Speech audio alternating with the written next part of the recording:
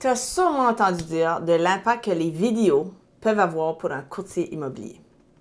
Personnellement, j'ai résisté de faire du vidéo durant les 6 premières années de ma carrière, puis aujourd'hui que je réalise que j'avais juste des blocages mentaux. Je croyais que j'avais pas ce qu'il fallait pour être bonne devant la caméra. Mais aujourd'hui, je suis convaincue que les vidéos sont accessibles à tous. Quoique je crois que faire des vidéos est juste une des centaines d'activités qu'un courtier peut faire pour apporter de la business, je suis aussi évidemment très pro-vidéo, puis je vais t'expliquer pourquoi aujourd'hui. Salut, moi c'est Chantal Vaillancourt de Bank Coaching et dans cette vidéo, je vais faire quelque chose d'un peu différent.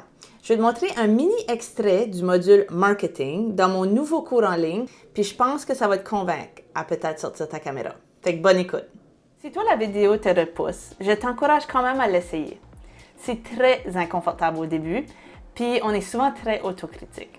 Mais attends de voir la réaction de ton auditoire avant de décider si la vidéo n'est pas pour toi. Parce que les vidéos, c'est payant. Maintenant, pourquoi les vidéos sont si puissantes?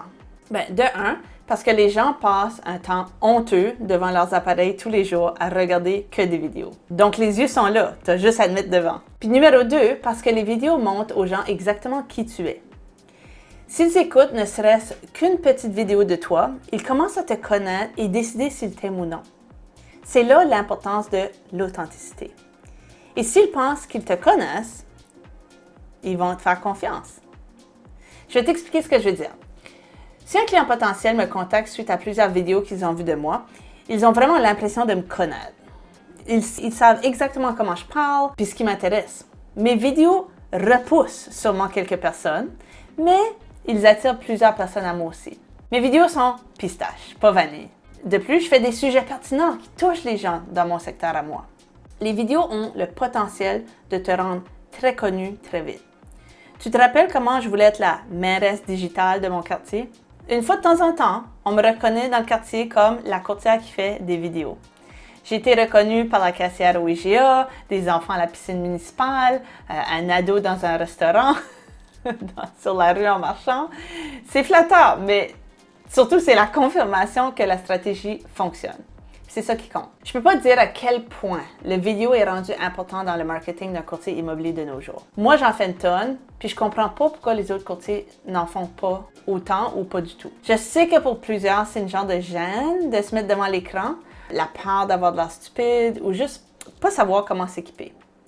Mais je te dis, ça c'est juste dans ta tête. Tu n'as pas besoin d'être un bon orateur, oratrice si tu apprends à faire un minimum de montage de tes vidéos. Ça, c'est couper toutes les places où tu fais des où tu te trompes. Tu n'as pas besoin d'équipement. Juste un cellulaire fait l'affaire.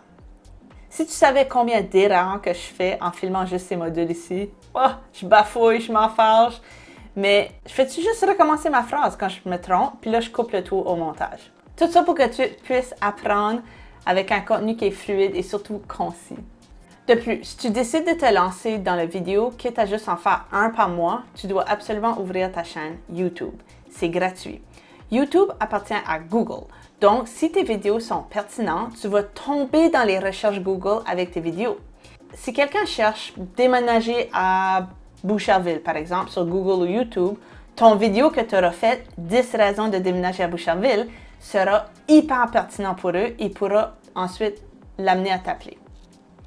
Il faut comprendre que la différence entre une vidéo YouTube et une vidéo sur les réseaux sociaux, c'est pas la même chose. Les gens sur YouTube vont te découvrir grâce à leur recherche précise, car YouTube est une sorte de moteur de recherche, si on veut.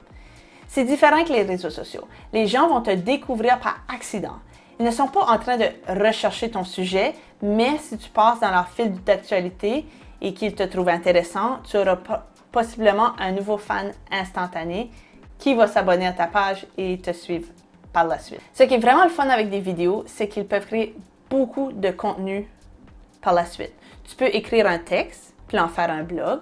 Tu peux le mettre sur les réseaux sociaux. Tu peux l'envoyer dans ton infolette. Puis si c'est pertinent, tu peux même le mettre sur LinkedIn. Tu peux même faire une mini vidéo du vidéo, puis mettre ça dans tes Reels, par exemple. Puis là, je ne vais même pas rentrer dans le sujet des lives, mais encore un outil super bien référencé par Facebook. Alors, voilà quelques idées sur les vidéos. Si tu veux des idées pour des sujets de vidéo, je vais mettre un lien pour te donner 30 idées de sujets que tu peux faire dans l'année, même si tu es nouveau dans l'industrie. Puis en parlant de cours en ligne, tu y trouveras aussi une autre capsule intéressante sur les aspects techniques des vidéos que tu vas apprécier. Donc, visite bankcoaching.ca pour plus d'informations. Sinon, abonne-toi à cette chaîne et on se revoit dans la prochaine capsule.